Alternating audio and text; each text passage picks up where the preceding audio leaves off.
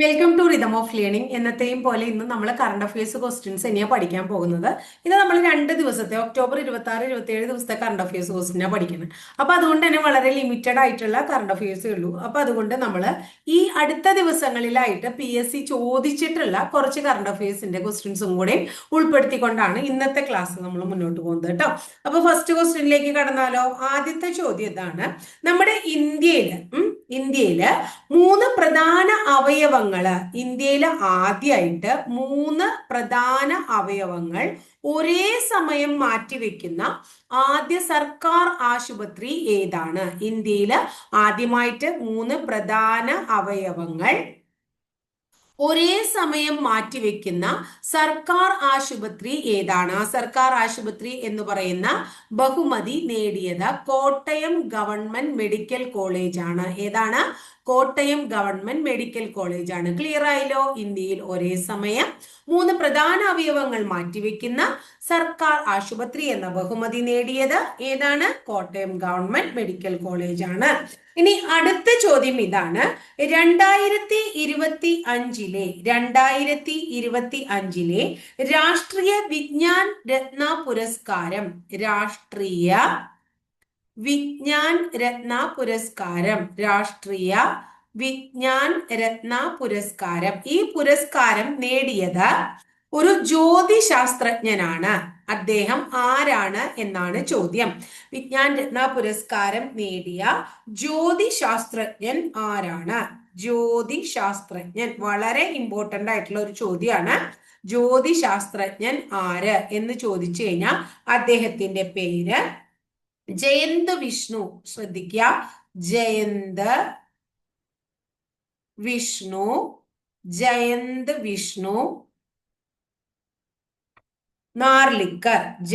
വിഷ്ണു നാർലിക്കർ ആണ്. ക്ലിയർ ആയോ മക്കളെ? ഇപ്പൊ 2025-ലെ രാഷ്ട്രീയ വിജ്ഞാൻ രത്ന പുരസ്കാരം നേടുന്ന ജ്യോതിശാസ്ത്രജ്ഞൻ ജയന്ത് വിഷ്ണു നാർലിക്കർ ആണ്.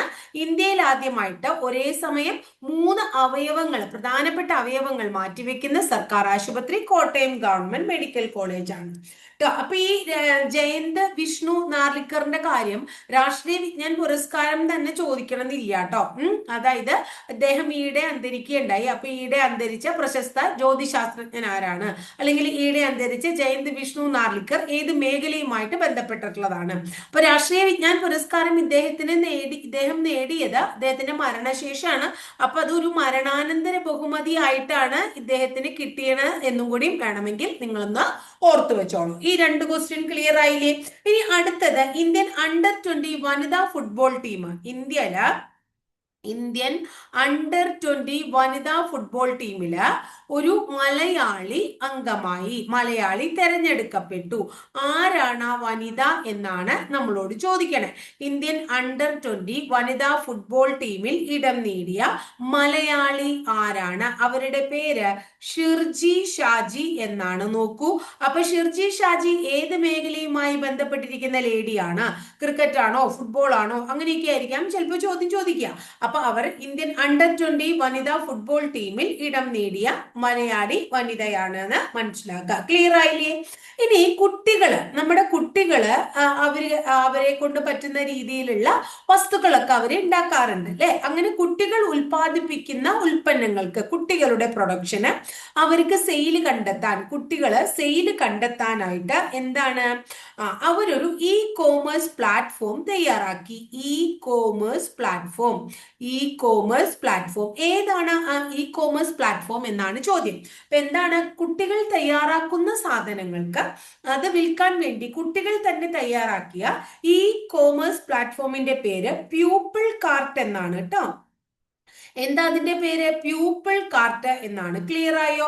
അപ്പൊ കുട്ടികൾ തയ്യാറാക്കുന്ന സാധനങ്ങൾ വിൽക്കാൻ കുട്ടികൾ തന്നെ തയ്യാറാക്കിയ e commerce platform pupil cart. Indian under twenty വനിതാ ഫുട്ബോൾ ടീമിൽ ഇടം നേടിയ മലയാളി വനിത ഷിർജി ഷാജി. 2025-ലെ രാഷ്ട്രീയ വിജ്ഞാൻ രത്ന പുരസ്കാരം മരണാനന്തര ബഹുമതിയായിട്ട് നേടിയ ജ്യോതിശാസ്ത്രജ്ഞൻ ജയന്ത് വിഷ്ണു നാർലിക്കർ.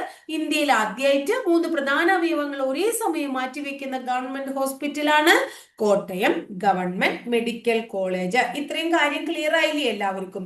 ഇനി അടുത്ത ചോദ്യം പറയണത് ഗ്ലോബൽ ഫിനാൻസ്. ഗ്ലോബൽ ഫിനാൻസിന്റെ 2025 ഗ്ലോബൽ ഫിനാൻസിന്റെ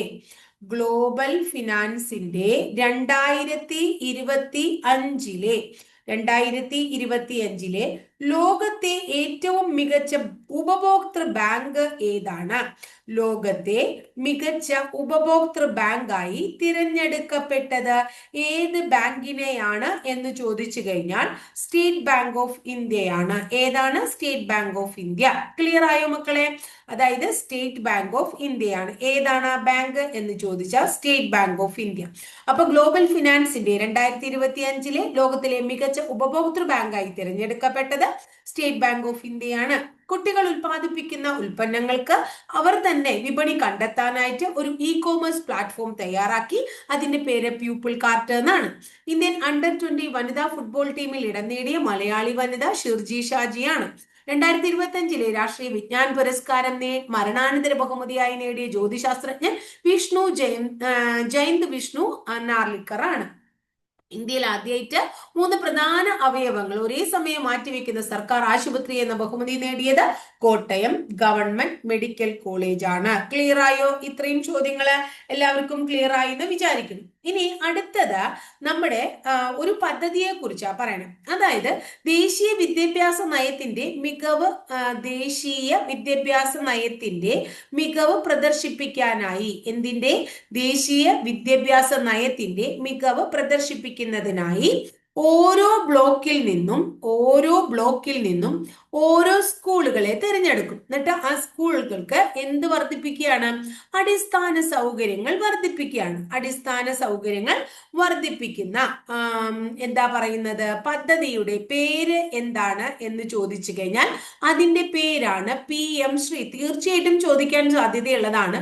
ഇപ്പൊ പേപ്പറിലൊക്കെ വളരെ ഇമ്പോർട്ടന്റ് ആയിട്ട് കാണപ്പെടുന്ന ഒരു എന്താ പറയുന്നത് വാർത്തയാണ് ഇത് അല്ലെ.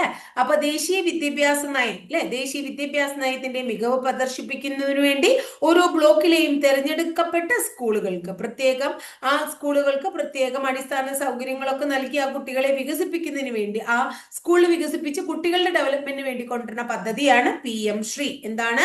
PM ശ്രീ എന്ന് പറയുന്ന പദ്ധതി. ക്ലിയർ ആയില്ലേ? ഇനി അടുത്തത് 2025 അത് ഒക്ടോബർ മാസത്തില് നമ്മുടെ രവീന്ദ്രനാഥ ടാഗോർ ഉണ്ടല്ലോ. രവീന്ദ്രനാഥ ടാഗോറിന്റെ അർദ്ധകായ പ്രതിമ സ്ഥാപിച്ചത് എവിടെയാണ് എന്ന് ചോദിച്ചു കഴിഞ്ഞാൽ എവിടെയാണ് നമ്മൾ പറയാ? ചൈനയിലെ ബീജിംഗ് എന്ന് പറയുന്ന സ്ഥലത്ത്, ചൈനയിലെ ബീജിംഗില് ഇന്ത്യൻ എംബസി ഓഫീസിലാണ് എന്ന് മനസ്സിലാക്കുക. ചൈനയിലെ ബീജിംഗിൽ ഇന്ത്യൻ എംബസി ഓഫീസില് 2025 ഒക്ടോബറിൽ രവീന്ദ്രനാഥ ടാഗോറിന്റെ അർദ്ധകായ പ്രതിമ സ്ഥാപിച്ചു. 2025 ഒക്ടോബർ മാസം രവീന്ദ്രനാഥ ടാഗോറിന്റെ അർദ്ധകായ പ്രതിമ സ്ഥാപിച്ചത് എവിടെയാണ്? ചൈനയിലെ ബീജിംഗിൽ ഇന്ത്യൻ എംബസി ഓഫീസിലാണ് എന്ന് മനസ്സിലാക്കണം. ക്ലിയർ ആയോ? അടുത്ത ചോദ്യം ട്രെയിൻ യാത്രക്കാരുടെ യാത്ര സുഗമമാക്കുന്നതിന് വേണ്ടി കേന്ദ്ര സർക്കാർ സെൻട്രൽ ഗവൺമെന്റ് ഒരു സംവിധാനം ആരംഭിച്ചു. സെൻട്രൽ ഗവൺമെന്റ് ആരംഭിച്ച സംവിധാനത്തിന്റെ പേരെന്താണ്? യാത്രീ സുവിധാ കേന്ദ്രം എന്നാണ്. യാത്രീ സുവിധാ കേന്ദ്രം എന്നാണ് അതിന്റെ പേര്. എന്താണ്? യാത്രീ സുവിധാ കേന്ദ്രം. എന്താ ഇതിന്റെ പ്രത്യേകത എന്ന് ചോദിച്ചപ്പോൾ നമുക്കറിയാം ഇപ്പൊ ഈ അടുത്ത് നടന്ന കഴിഞ്ഞ ഒരു ഫെസ്റ്റിവലാണ് ദീപാവലി. അങ്ങനെയുള്ള വിശേഷങ്ങളൊക്കെ വരുമ്പോൾ പുറമേ നിന്നും അല്ലെങ്കിൽ ഇവിടെ നിന്ന് അങ്ങോട്ടും ഒക്കെ ആൾക്കാര് ധാരാളം പേര് യാത്ര നടത്തും അല്ലെ.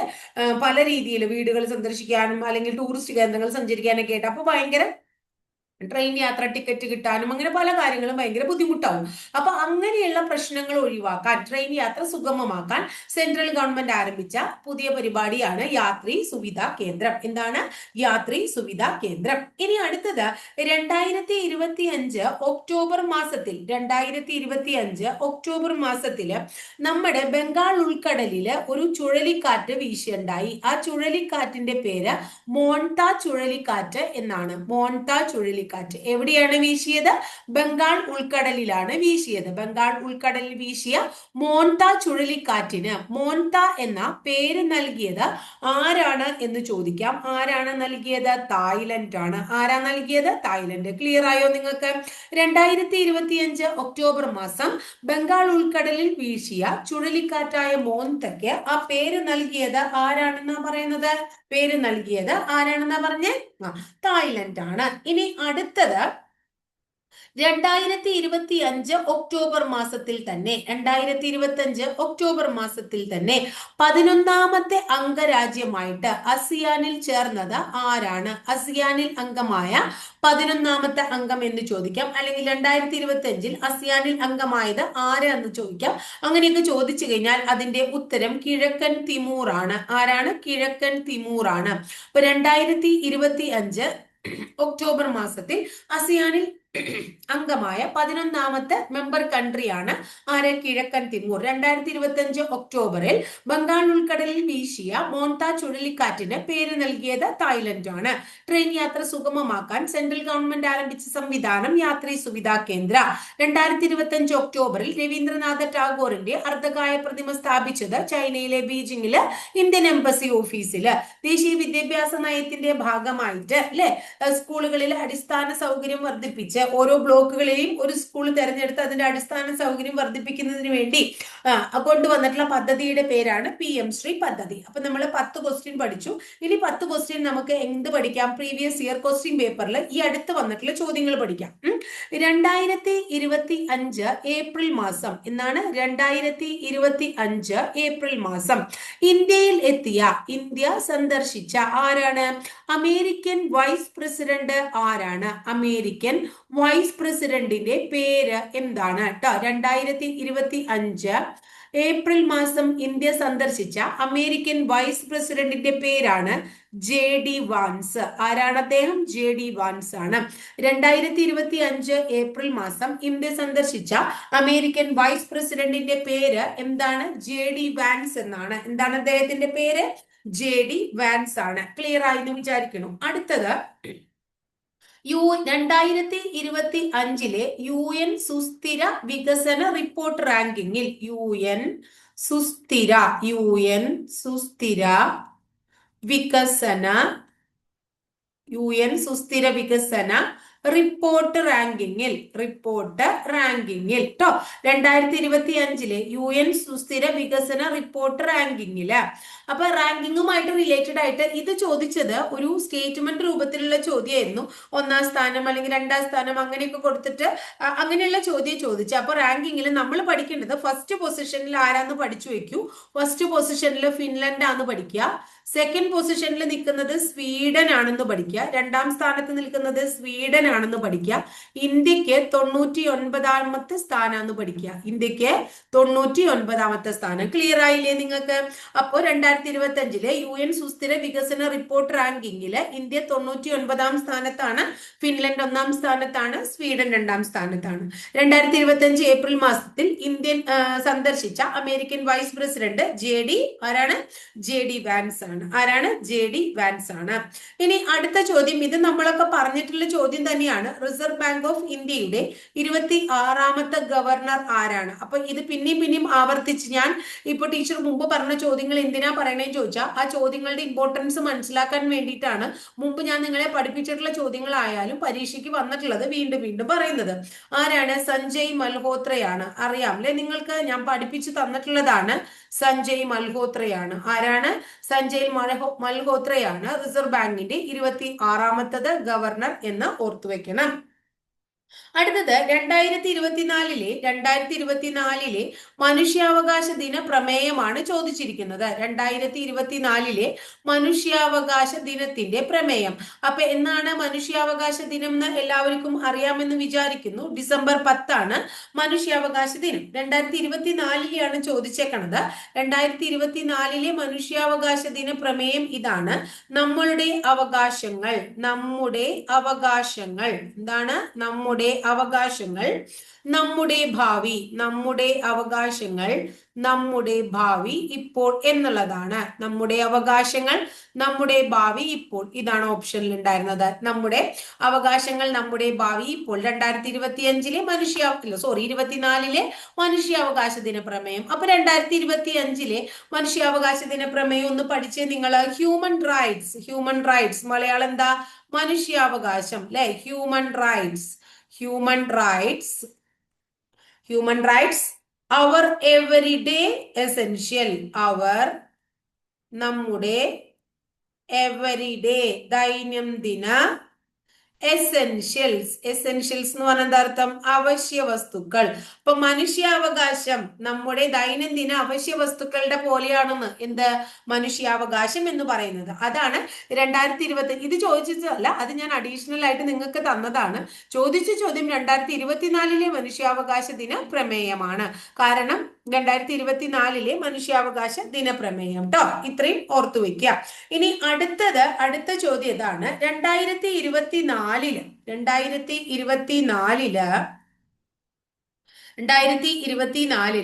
ഏഷ്യൻ ഡെവലപ്മെന്റ് ബാങ്കില് അംഗമായ 69ാമത്തെ കൺട്രി ഏതാണ്? 2024-ല് ഏഷ്യൻ ഡെവലപ്മെന്റ് ബാങ്കിൽ അംഗമായ 69ാമത്തെ അംഗരാജ്യം ഏതാണ്? ചോദിച്ച ചോദ്യമാണ്. ഇസ്രായേലാണ്. ഇതൊക്കെ പ്രീവിയസ് ഇയർ ക്വസ്റ്റ്യൻസ് ആണ്, PYQ ആണ് കേട്ടോ. ഏതാണ്? ഇസ്രായേൽ. 2024 ഏഷ്യൻ ഡെവലപ്മെന്റ് ബാങ്കിൽ അംഗമായ രാജ്യമാണ് ഇസ്രായേല്. 2024 ഏഷ്യൻ ഡെവലപ്മെന്റ് ബാങ്കില് എത്രാമത്തെ മെമ്പർ കൺട്രി ആയിട്ടാണ് ചെന്നത്? 69. 2024-ലെ മനുഷ്യാവകാശ ദിന പ്രമേയം നമ്മുടെ അവകാശങ്ങൾ നമ്മുടെ ഭാവി ഇപ്പോൾ. റിസർവ് ബാങ്കിന്റെ 26ാമത്തെ ഗവർണർ സഞ്ജയ് മൽഹോത്ര. 2025-ലെ UN സുസ്ഥിര വികസന റിപ്പോർട്ട് പ്രകാരം 1ാം റാങ്കിൽ ഫിൻലൻഡ്, 2ാം റാങ്കിൽ സ്വീഡൻ, 99ാം റാങ്കിൽ ഇന്ത്യ. 2025 ഏപ്രിൽ മാസം ഇന്ത്യ സന്ദർശിച്ച American vice president JD Vance. ആരാണ്? JD Vance. ക്ലിയർ ആയോ? ഇനി അടുത്ത ചോദ്യം ഓപ്പറേഷൻ സിന്ദൂർ അല്ലെ? ഓപ്പറേഷൻ സിന്ദൂറുമായിട്ട് റിലേറ്റഡ് ആയിട്ട് ഒരു ക്ലാസ് തന്നെ ഞാൻ അപ്ലോഡ് ചെയ്തിട്ടുണ്ട്. കാണാത്തവര് നമ്മള് പ്ലേലിസ്റ്റിലുണ്ട്, കണ്ടു നോക്കാം കേട്ടോ. ഓപ്പറേഷൻ സിന്ദൂരില് പാകിസ്ഥാനിൽ നിന്നുള്ള ഡ്രോൺ മിസൈൽ ആക്രമണങ്ങളൊക്കെ നടന്നു. അതിനെ പ്രതിരോധിക്കാനായിട്ട് ഇന്ത്യ ഉപയോഗിച്ചത് ഏതാണ് എന്ന് നമുക്കറിയാം. ഏതാണ്? സുദർശൻ ചക്ര. ഏതാണ് ഇന്ത്യ ഉപയോഗിച്ചത്? സുദർശൻ ചക്ര. അത് ആ സുദർശൻ ചക്ര എന്നറിയപ്പെടുന്ന വ്യോമയാന പ്രതിരോധ സംവിധാനത്തിന്റെ പേര് എന്ത് എന്നാണ് ചോദ്യം. S-400 ട്രയംഫ് ആണ്. S-400 triumph. S-400 ട്രയംഫ് ഇതാണ് ഇന്ത്യ ഉപയോഗിച്ചത്.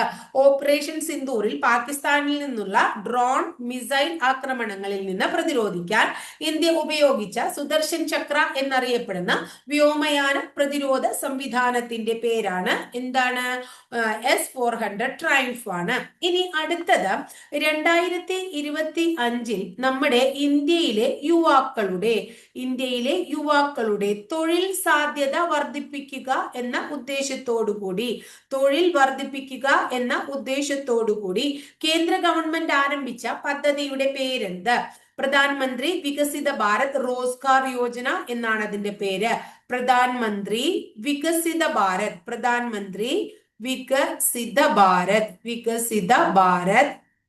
റോസ്ഗർ യോജന. ക്ലിയർ ആയില്ലേ? പ്രധാനമന്ത്രി വികസിത ഭാരത് റോസ്ഗാർ യോജന 2025 ഇന്ത്യയിലെ യുവാക്കളിലെ തൊഴിൽ സാധ്യത വർദ്ധിപ്പിക്കാനായിട്ട് സെൻട്രൽ ഗവൺമെന്റ് ആരംഭിച്ച ഒരു പദ്ധതിയുടെ പേരാണ്. ഇത്തരം കാര്യം ക്ലിയർ ആയോ? ഇനി അടുത്ത ചോദ്യം ഉല്ലാസ് എന്ന് പറയുന്ന ഒരു സ്കീമിനെ കുറിച്ചാണ് ചോദിക്കുന്നത്. ഉല്ലാസ് എന്ന് പറയുന്ന പദ്ധതി ഏത് ദേശീയ നയവുമായി ബന്ധപ്പെട്ടിരിക്കുന്നു എന്നാണ് ചോദ്യം. ഏത് ദേശീയ നയവുമായി ബന്ധപ്പെട്ടിരിക്കുന്ന പദ്ധതിയാണ് ഉല്ലാസ്? എന്താണ്? National education policy. രണ്ടായിരത്തിലെ നാഷണൽ എഡ്യൂക്കേഷൻ പോളിസിയുമായി ബന്ധപ്പെട്ടിട്ടുള്ളതാണ് ഉല്ലാസ് എന്ന് പറയുന്ന പദ്ധതി. ക്ലിയർ ആയോ? ഉല്ലാസ് എന്ന് പറയുന്ന പദ്ധതി എന്തുമായി റിലേറ്റഡ് ആണ്? എന്താണ്? National education policy 2000. ഇനി അടുത്തത് 2025 നവംബർ മാസത്തിൽ, 2025 നവംബർ മാസത്തിൽ G20 ഉച്ചകോടിക്ക് വേദിയാകുന്നത് എവിടെയാണ്? എവിടെയാണ്? സൗത്ത് ആഫ്രിക്കയാണ്. എവിടെയാണ്? സൗത്ത് ആഫ്രിക്കയാണ്.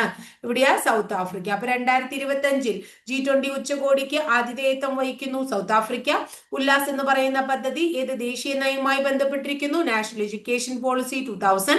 2025 യുവാക്കളിൽ തൊഴിൽ സാധ്യത വർദ്ധിപ്പിക്കാൻ സെൻട്രൽ ഗവൺമെന്റ് ആരംഭിച്ച പദ്ധതി പ്രധാനമന്ത്രി വികസിത ഭാരത് റോസ്ഗർ യോജന.